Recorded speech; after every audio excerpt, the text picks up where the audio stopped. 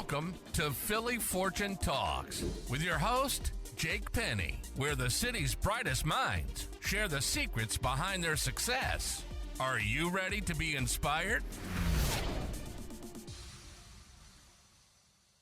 Imagine a network where ambitious students from top universities worldwide come together to forge powerful academic and personal relationships.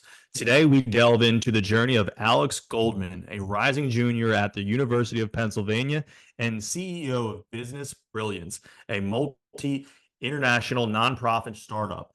Business Brilliance connects students across 37 plus institutions in 8 countries, providing pre-professional opportunities like internships, networking sessions, master classes, and expert-led panels.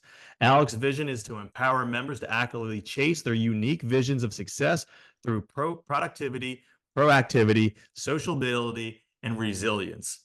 Alex, it's a pleasure to have you on Philly Fortune Talks.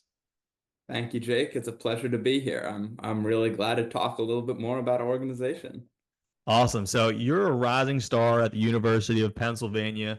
You're CEO of Business Brilliance. Can you share what initially motivated you to, start this business and, nonprofit?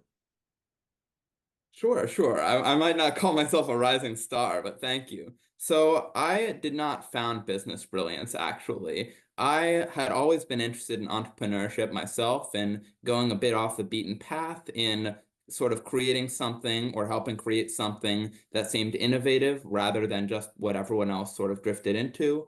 But in the fall of last year, I got to know the founder of Business Brilliance, Shane Gardner. He was in a legal studies class with me at Wharton. But he basically went over Business Brilliance and its vision then. And it was in its very, very nascent stages at that point. But I joined in December. I really liked the vision of connecting ambitious students, regardless of their interests, regardless of their sort of personal connections at these top universities worldwide. And I've been here ever since. I basically rose up through the ranks of the company. I am now actually co-CEO with a rising Yale senior named Roxana Grunewald, and I'm really happy to be here. I think I've stayed because of the vision and also because of the team. But I feel like really what motivated us to start this and what motivated Shane to start this in the beginning was a couple of problems we see in the Ivy League or Ivy level ecosystem. First, I think that these colleges have some great clubs, great pre-professional clubs, but that they're pretty isolated, kind of siloed. For example, a venture capital club might not be as connected to a tech club, or say an entrepreneurship club at Penn or at Berkeley or at UChicago might not know entrepreneurs from other schools. So we really wanted to create this network of synergies so that venture capitalists could connect to tech people or people could connect across other universities.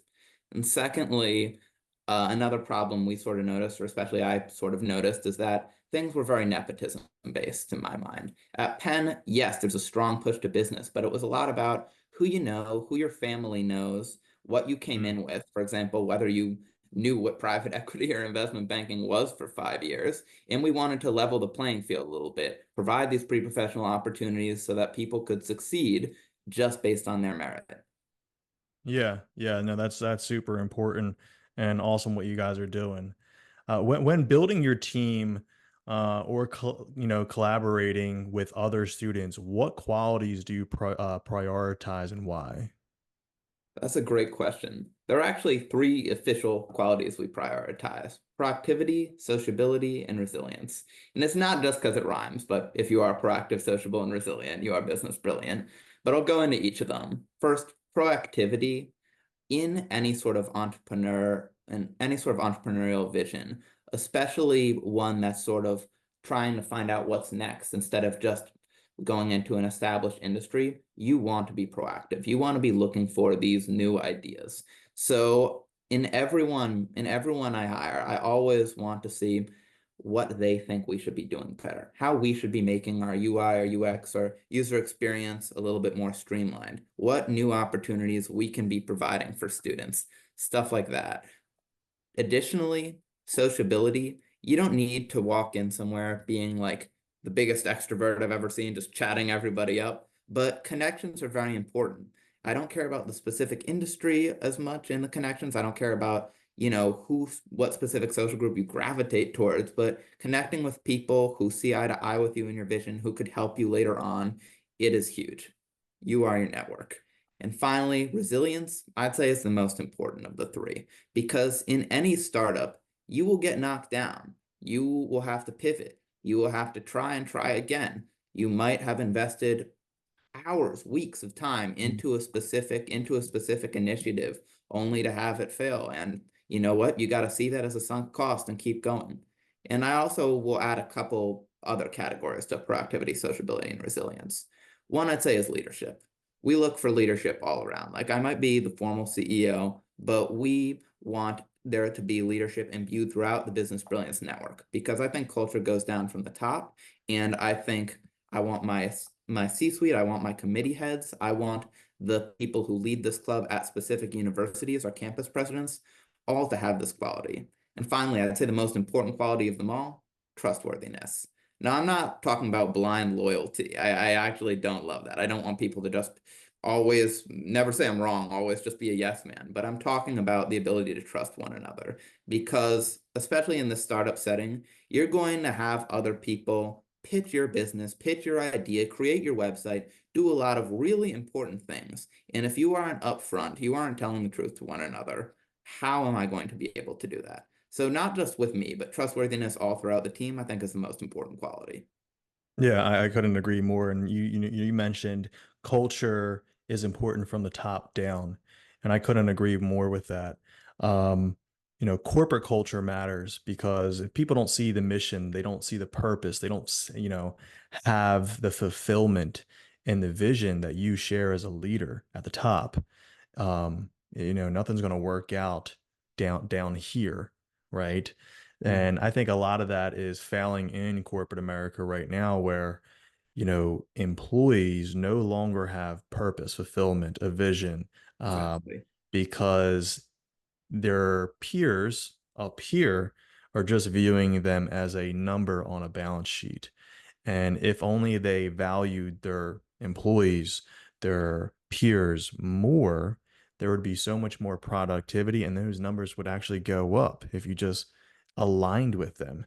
So that's awesome that you're doing that and bringing that into, colleges before they get out there into into the world. I couldn't agree more with you with regards to the vision. I actually recently read a book called Building a Shared Vision, which really talked about the vision as a key motivator, in addition to just the ability of an employee to make profit, the ability of the employee to change their title. The fact that every single employee is working towards a shared something is honestly more powerful than that additional bit of title or additional bit of money. The fact that everyone down from the mailroom up to the CEO is sharing the same goal. And I feel like too much in corporate America, it might be a side effect of any large corporation, but too much in corporate America, the vision is just some slip of paper crafted up by the HR team or by the senior leadership, stapled to the wall of the break room that every employee kind of jokes about and doesn't believe in.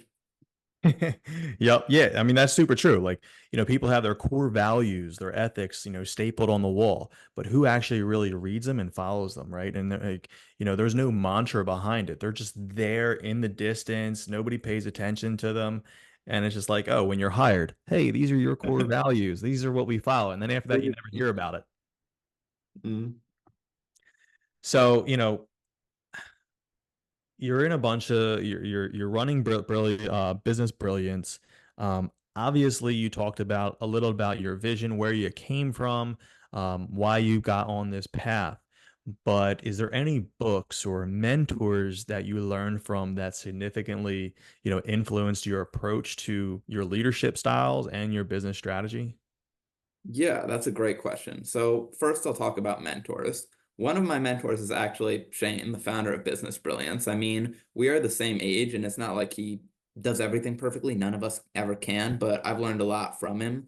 First, in terms of looking for human capital, he finds not just people, but the best people for each position. He's an expert at spotting human capital.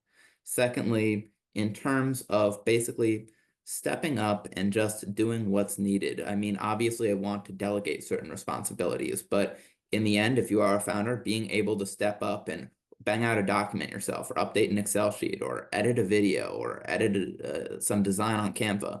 Very important. And thirdly, his emphasis on prioritization. I mean, we are a small organization, at least the C-suite. We're all students that have other things to do. So his emphasis on not just setting action items, but on prioritizing which really need to happen and which is more busy work, what needs to happen now versus a few weeks later, comes from him. Plus a lot of his additional motivation-based leadership style. Very charismatic. I would say another mentor of mine is actually his name's Dave. He's an advisory partner at Bain. He has taught me a lot about leadership style and also just strategizing for the future. First, in terms of sort of this long-term strategy, he's told me that a bunch of individuals in the business world, really especially people in their 20s who are working, a demanding job, they're just caught up in the minutia, in the operations, oh, I got to have this expense report in, I got to have this spreadsheet in, but they're not really thinking whatsoever about the long term. And it's hard to do during that time, but he always says to take a step back, even take 3-5 days in a year and think, where am I right now? Where do I want to be? What are the long-term steps that get me where I want to be? What are the shorter-term steps to do that? Am I on the right path right now? Am I doing what I want to do in terms of those steps? That's one thing. Another thing he taught me is really, I mean, I've heard this from a lot of sources, but another thing he really taught me is your net worth is your net worth. Basically, that doesn't mean having a network of 10 billion people, though a large network is good, but that means having a few close friends in the business world who you'll talk to for years and years to come, who you always rely on, who you always circle back to, and who you'll help out and they'll help you out, whose kids you'll help out and whose kids, or no, they'll help out your kids. I'd say in addition to formal mentors, I mean, there are a few other mentors and there are a lot more lessons I learned from both of those people, but I'll save it in terms of time. But in addition to mentors, you were talking about books. I would say one book that was very useful to me, as I was talking about, was Building a Shared Vision. It really talks about how to lead as a visionary instead of and that really motivates your employees. And also having a why in addition to a what. Every time you ask someone to complete an action item, don't just tell them what to do. Tell them how what they're doing is valuable, why it will benefit your company in the long run, how they're enabling us to, say, provide this opportunity to students or reach these students at a new school, and the long-term vision of it. And another book that's, I would say, slightly more niche, but it just comes up to me because I'm reading it right now. It's called The Emerging Markets Rule. It basically talks about how all of these multinationals from somewhat emerging economies in Latin America, Asia, etc., are displacing the more established multinationals in the US and Europe and Japan, and sort of the strategies they've been employing. I could go into some of the specifics if you want, but I think they're really interesting. Yeah. I mean, you said some great stuff. Instead of perfection, be persistent. I don't believe in perfection. I believe in being persistent because nobody's perfect at the end of the day. We may think we are, but that's our ego talking, and too much of an ego will kill you. That's for sure. And you said another thing, man, and I forget it. Crap. Okay. Yeah, so emerging markets. I like to talk about that. So, kind of on what my next question was. What upcoming trends or opportunities are you excited about in education, pre-professional development? What are you most excited about? Even you talk about emerging markets and how you're preparing for them. Yeah, that is a great question. I'd say some of that is still a little bit in the unknown, but there are a few things I do definitely see right now. First is that people are becoming slightly dissatisfied with parts of corporate America. I think a lot of people in your average university are, or a lot of at least the most intelligent people are thinking a little bit more for themselves, are innovating a little bit, want to pursue, whether it's their own startup right now or just later on, are sort of going off in their own direction. And I think that's hugely exciting because at Business Brilliance, we do incorporate people from all different interests, whether they're law, academia, medicine, financial services, but I would say our bread and butter, some of our most key interests are entrepreneurship. So I would say that's one really big trend we're looking forward to. I would say another one would be the emergence of so many Ivy level schools. I wouldn't just say the eight Ivies are the best schools in the country anymore. I would say they're a lot on par or better than it, whether we're talking about Georgia Tech or Emory in Atlanta, or whether we're talking about MIT or Caltech or Northeastern, Northwestern, Georgetown, U Chicago. There are so many different Ivy level quote unquote schools. And that's something I'm excited about because it allows the network of sort of very, very well educated people to become bigger in America. It also leaves more of a niche and I think room to expand for us because the Ivy League, it's somewhat smaller. It's all in the same region. The eight schools there do have some ties, but in terms of just the best schools in America, there isn't as much like that. I'd say another trend I'm really excited about is AI. Now, I know that that's a buzzword now. Everyone talks about AI as a trend. I can say I'm personally an expert in it, but I would say that it is incredibly useful for all startups and also needs to be factored into education. I would say it's useful to all startups because whether it's ChatGPT, Zapier, it can automate and give advice with so many different things and get a lot of that busy work out of your hands. And I'd also say in terms of education and the workforce, it's coming whether we like it or not. And it is up to us to make sure it is a labor assisting technology rather than a labor replacing technology. Yep. Wouldn't trust it to quote unquote take jobs, but helping merge AI into say the legal research you would be doing or the accounting you would be doing, or if you forget a little formula in Excel or more macro trends, I think that's very useful. Yeah, I don't think AI is going to take jobs. However, the people that learn how to use it will dominate the industries. Exactly. Um, so it's not so much, there's going to be robots all around, taking your jobs and whatnot. It's just going to be humans using AI to be more persistent, efficient, and Mm, just excel at what they already do in a quickly manner and have more output.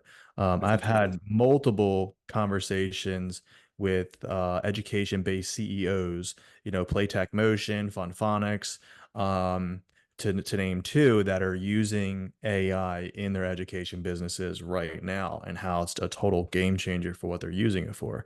So it is really fascinating for sure. Some people think it's scary because they don't know the they think robots and they think job replacement, but It's not going really, to turn into Terminator. yeah, It's yeah, or not going like to kill all iRobot mankind. or something like It's a that. tool for us. Yeah, it's a tool for us to become better humans at the end of the day. Mhm.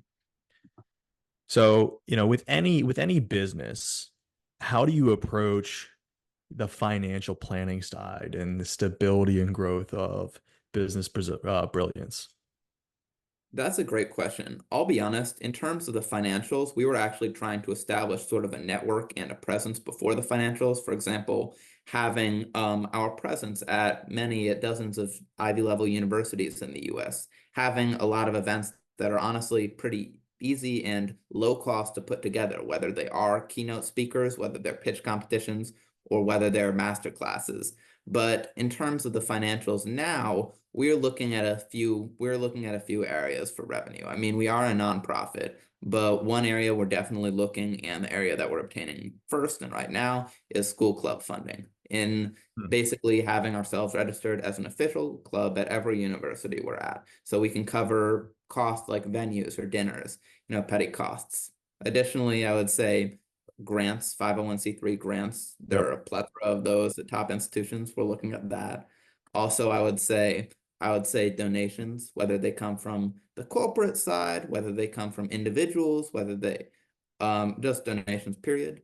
And finally, I would say another very important one is partnerships and sponsorships. Basically, having our events where we have a partnership committee that tries to have our events sponsored by established corporations right now, because, I think it's a very good value add for those corporations, since for a few $100s, a couple $100s, they could have first dibs on exclusively like Ivy League, Ivy level ambitious interns and students. So those are our financial avenues right now. We're also looking at a couple others in the backdrop, like merch, but those are our financial avenues right now. I would say this about Business Brilliance. I hope to be self-sustaining. I hope for it to be able to pay any of its expenses, and I hope for it to be able to pay salaries, but it isn't in the end what's going to make us rich. I would say that we are really in it for the impact.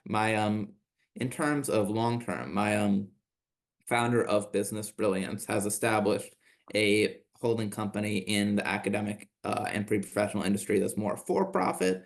I was thinking about multiple industries myself, including consulting later down the line. But in terms of Business Brilliance, I want it really to be self-sustaining long, long, long after I'm gone. I mean, to be honest, it probably wouldn't make sense for me to be running the organization when I'm 30. It's a university organization. It's based at a Yeah. university. I'll be 30 years old, but I want it to be self-sustaining, say 20 years down the line.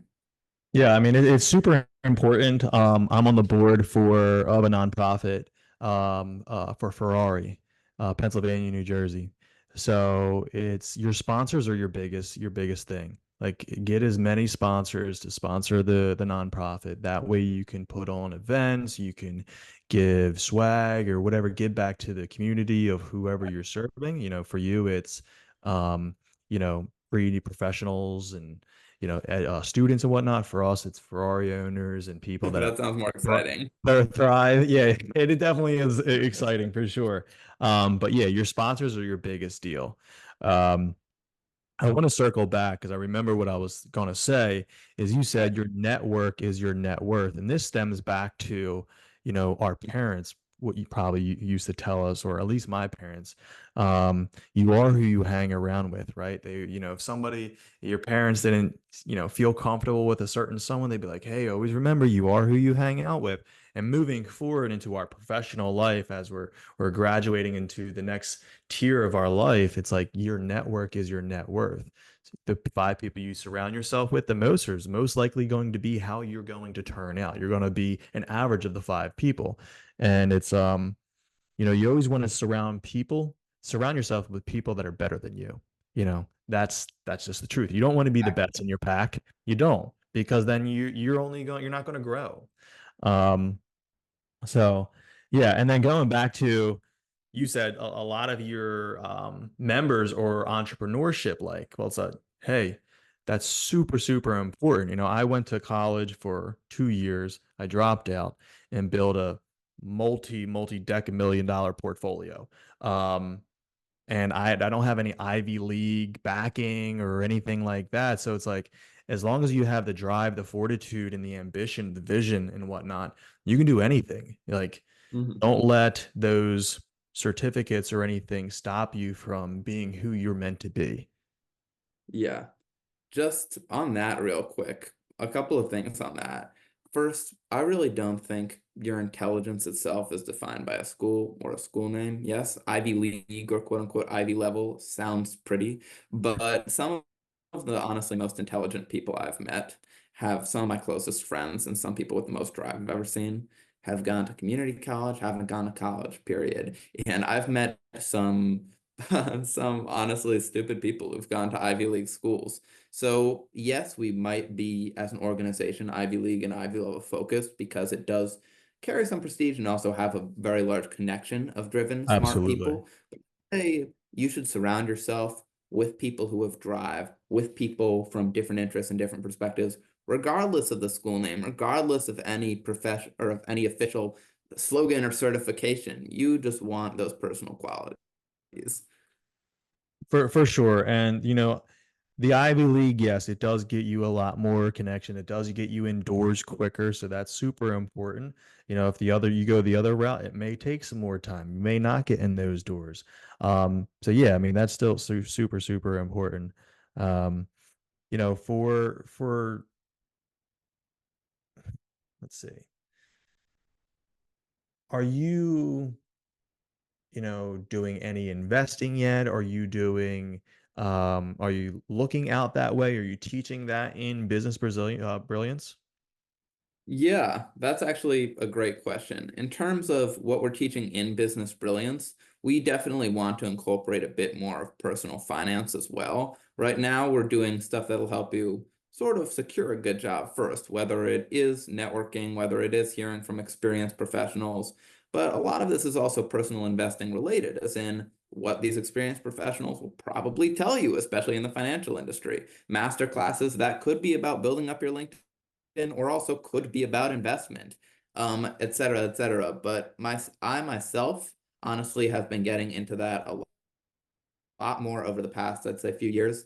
Honestly, I probably really got into this idea of passive income too late, but I'm glad to be there now. I have, just in terms of investments, I have a portfolio in Robinhood that I just like to track for fun. Some of it's like safer, like ETFs or index funds, but some of it's just growth stocks that I like to play around with.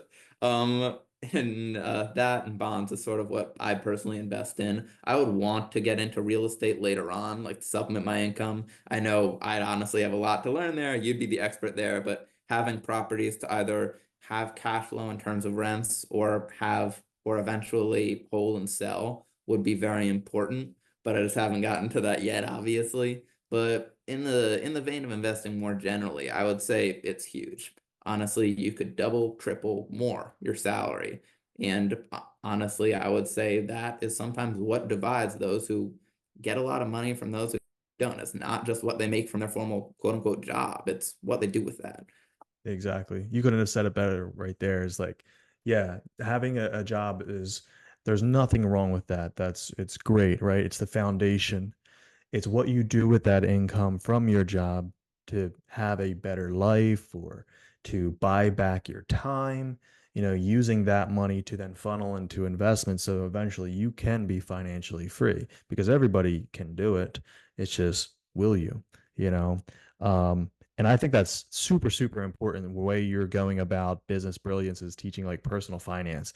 I think that should be taught in, the first year of high school, I how to wish I learned that in school. yeah, I mean, how to open a bank account, simple accounting, I how to had write no a check, idea. balancing, all this stuff, which is real life crap. Like it's real life stuff that they do not teach. And at the end of the day, after college or whatever, it's no longer your report card that counts. It's your financial report card.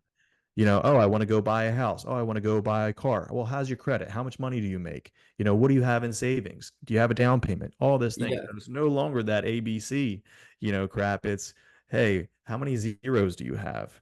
And what's your credit like? So that's the super important stuff that I think is awesome that you guys are teaching because it's the way of life after college.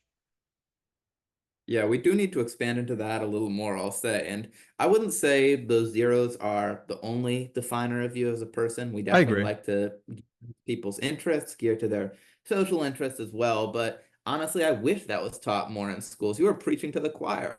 I wasn't able to take basic economics till junior year in high school, which was early. I wasn't able to take accounting till my sophomore year, this year in college. If I had learned, I think top schools that are teaching so many other things really just need to have a bit of here's how to basically invest. Here is how a bank account works. Here's how a bond works. Here's how to do your taxes.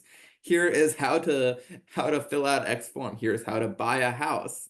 What is a balance sheet, an income statement, and a statement of cash flow? Those are a bunch of things that I wish I learned when I was like 15, 14. And Right. honestly, I think it's sorely missing from the American school system. Yeah, and you said something, that's really important. It's not about the zeros. You're 100% correct. It's about the pillars of wealth. And people think wealth as just financial wealth. I look at the pillars of wealth as financial, health, love, happiness, contribution, and spirituality. Like that is a full balanced spectrum of what wealth truly is.